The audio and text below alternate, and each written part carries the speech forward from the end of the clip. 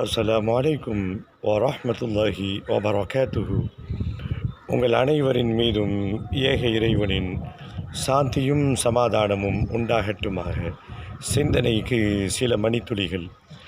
தமிழகத்தின் முஸ்லிம் ஊர்களை காண வாருங்கள் என்ற தொடரில் கடல் கரையோரம் இருக்கக்கூடிய ரம்மியமான ஒரு அழகான சூழலில் அமைந்துள்ள காயல்பட்டினத்தினுடைய தொன்மையான பல வரலாற்று சிறப்புகளை ஆன்மீக மனம் கமட நாம் அறிந்து வருகிறோம்.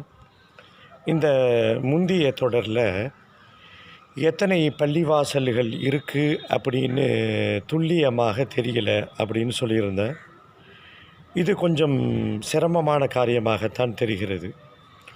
இதே ஊரில் இருக்கிறாங்க, நினைத்தால் வண்டி எடுத்துகிட்டு போய் ஒரு ரவுண்டு அடித்து ஒரு அரை நாளில் சர்வே எடுக்கலாம்.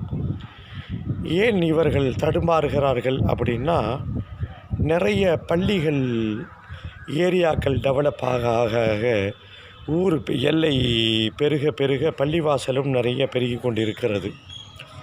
உதாரணத்திற்கு கேஎம்டி ஹாஸ்பிட்டல் இந்த ஊரினுடைய தனித்துவம் வாய்ந்த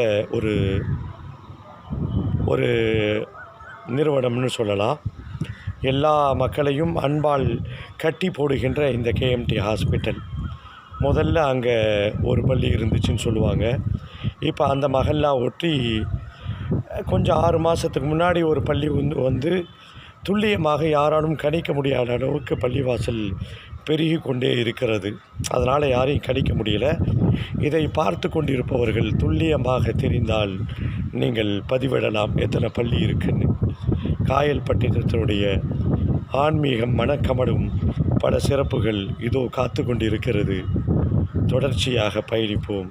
புரிந்து கொள்வதற்கு இறைவன் அருள் புரிவானாக.